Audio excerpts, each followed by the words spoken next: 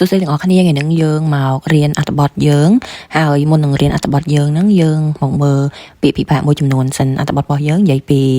ប្រាសាទព្រះវិហារភាសាអង់គ្លេសព្រះវិហារ Temple អញ្ចឹងយើងមើលមកពាក្យទី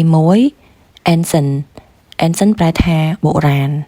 ពាក្យទី2គឺ temple ពាក្យថា temple ប្រែថាប្រាសាទពាក្យទី3គឺពាក្យ border ប្រែថាព្រំដែនពាក្យទី4ពាក្យថា unique ហ្នឹងបានន័យថាមានតែមួយគត់ឬប្លែកពីគេពាក្យហ្នឹងគឺជាពាក្យវិជ្ជមានបន្ទាប់មកទៀតគឺខ្មែរ Empire ដែលប្រែថាចក្រភពខ្មែរបន្ទាប់មក carving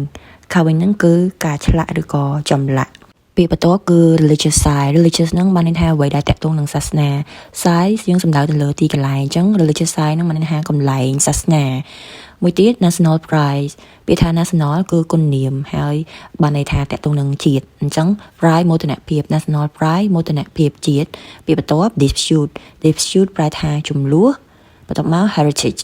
ហ្នឹងគឺបានន័យថាគេដំណើរឬក៏បេតិកភណ្ឌអីចឹងទៅហើយពាក្យចុងក្រោយគឺ identity បានន័យថាអត្តសញ្ញាណតអញ្ចឹងទាំងអស់គ្នាអាចយកប៊ិចមកហើយយកសភៅសរសេរមកដើម្បីកត់ពាក្យពិបាកបន្ថែមលើយើងមករៀនបកប្រែជាមួយគ្នាអញ្ចឹងដូចទាំងអស់គ្នាបានឃើញអញ្ចឹងអត្ថបទរបស់យើងគឺតាក់ទងនឹងប្រាសាទព្រះវិហាររបស់យើងអញ្ចឹងយើងរៀនអត្ថបទនេះហើយយើងអាចនិយាយប្រាប់គេពីប្រាសាទរបស់យើងបានអញ្ចឹងតោះយើងចាប់ផ្ដើមព្រះវិហារ Temple is one of the most beautiful and important ancient temples in Cambodia អញ្ចឹងមុននឹងធ្វើការបកប្រែខ្ញុំនឹងប្រាប់ទាំងអស់គ្នាពាក្យបបាក់បន្ថែមទៀតអញ្ចឹងឥឡូវយើងមើលកន្លែងនេះគេថាព្រះវិហារ Temple អញ្ចឹងយើងប្រែហើយប្រាសាទព្រះវិហារអញ្ចឹង is គឺជា one of the most beautiful and important temples in Cambodia អញ្ចឹងឲ្យតែឃើញ one of បានន័យថាមួយក្នុងចំណោមរបស់អីជាច្រើនទៀតអញ្ចឹងបានខ្ញុំសំដៅថាប្រាសាទព្រះវិហារហ្នឹងគឺជាប្រាសាទមួយនៅក្នុងចំណោមប្រាសា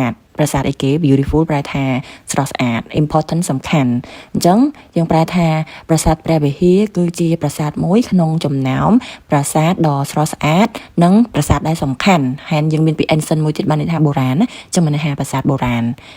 ancient temple ប្រាសាទបុរាណនៅក្នុងប្រទេសកម្ពុជាតោះឥឡូវយើងប្រែម្ដងទៀតឲ្យមានលក្ខណៈស្មូតជាងមុនប្រាសាទព្រះវិហារគឺជាប្រាសាទមួយនៅក្នុងចំណោមប្រាសាទដែលស្រស់ស្អាតនិងសំខាន់បំផុតនៅក្នុងប្រទេសកម្ពុជា It is located on top of a mountain in the northern part of the country near the border with Thailand. Located នឹងបានន័យថាមានទីតាំង It is located on វាមានទីតាំងនៅលើកំពូលភ្នំមួយនៅក្នុងភាគខាងជើងនៃប្រទេសណាគឺប្រទេសកម្ពុជាហ្នឹងហើយនៅជិតព្រំប្រទល់ជាមួយនឹងប្រទេសថៃ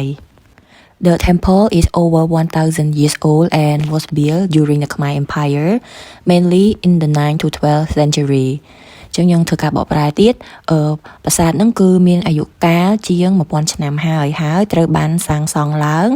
នៅក្នុងសម័យនៅក្នុងគេអាណាចក្រខ្មែរយើងហ្នឹងmainly in the 9th to 12th century ចឹងមិនថានៅចន្លោះពីសតវត្សទី9ដល់សតវត្សទី12ពាក្យថា century ហ្នឹងបានន័យថាសតវត្ស The temple was built to honor the Hindu god Shiva ប្រាសាទគឺត្រូវបានសាងសង់ឡើងដើម្បីរំលឹកឬក៏គោរពដល់ព្រះសិវៈ Hindu god Shiva ហ្នឹងព្រះសិវៈហ្នឹងឯងអញ្ចឹងយើងបន្តទៀត It is known for its unique design and beautiful stone carvings អញ្ចឹងit is known មានន័យថាវាត្រូវបានគេស្គាល់ដោយគេunique design យើងរៀនពាក្យ unique ហើយ unique ហ្នឹងបានន័យថាខុសប្លែកពីគេអញ្ចឹង design យើងដឹងហើយតោះយើងប្រែវាត្រូវបានគេស្គាល់ឬក៏ទទួលស្គាល់ដោយការ designខ្មែរយើង design ហ្នឹងគឺរចនាបថដែលខុសគេដែលល្អឥតខ្ចោះខុសគេអីចឹងហ្នឹងហើយនឹងការឆ្លាក់ដ៏ស្រស់ស្អាតអូខេការឆ្លាក់ហ្នឹង stone carving នេះបានន័យថាចម្លាក់លើថ្មហ្នឹង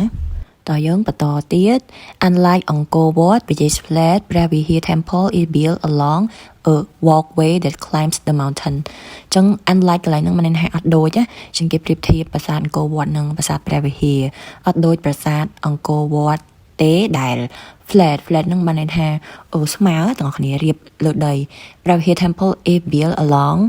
a walkway that climb the mountain ប្រាសាទព្រះវិហារហ្នឹងគឺត្រូវបានសាងសង់ឡើង តាម walkway that climb the mountain ចឹងមិនថាផ្លូវដើរហ្នឹងគឺផ្លូវដើរឡើងភ្នំ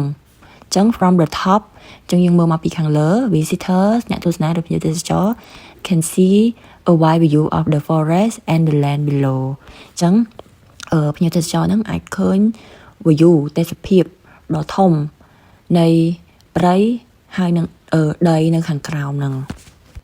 ព្រះវិហារ is not just a religious site, it is also a symbol of national pride. ព្រះវិហារមិនមែនគ្រាន់តែជាកន្លែង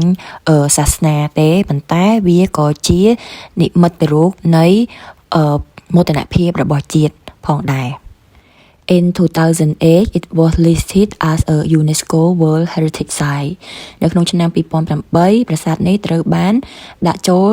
នៅក្នុងបញ្ជីបេតិកភណ្ឌពិភពលោករបស់អង្គការ UNESCO.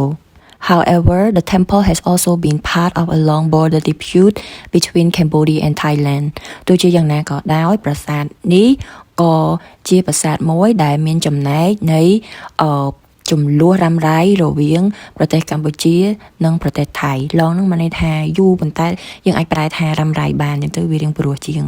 Today, many tourists and local people visit Preah Vihear to learn about its history and enjoy its natural beauty.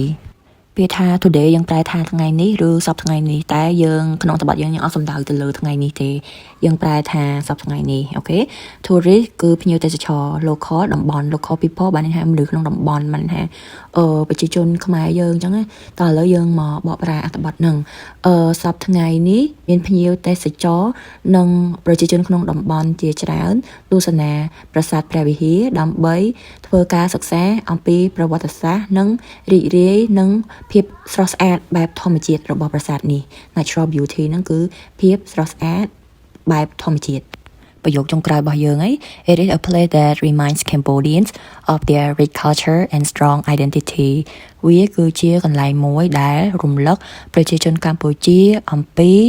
វប្បធម៌ដ៏ល្អផូរផង់និងអត្តសញ្ញាណដ៏ខ្លាំងអស្ចារ្យរបស់ពួកគេបើទាំងអស់គ្នាមានចំណាប់អារម្មណ៍ចង់រៀនប្រែអត្ថបទតាម Zoom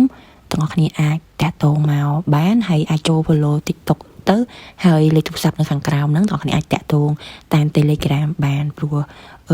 ថ្នាក់របស់យើងហ្នឹងគឺចិត្តបើកហើយថ្នាក់បកប្រែកាសែតណាអូខេអញ្ចឹងយើងជួបគ្នាវីដេអូក្រោយទៀតបាយបាយ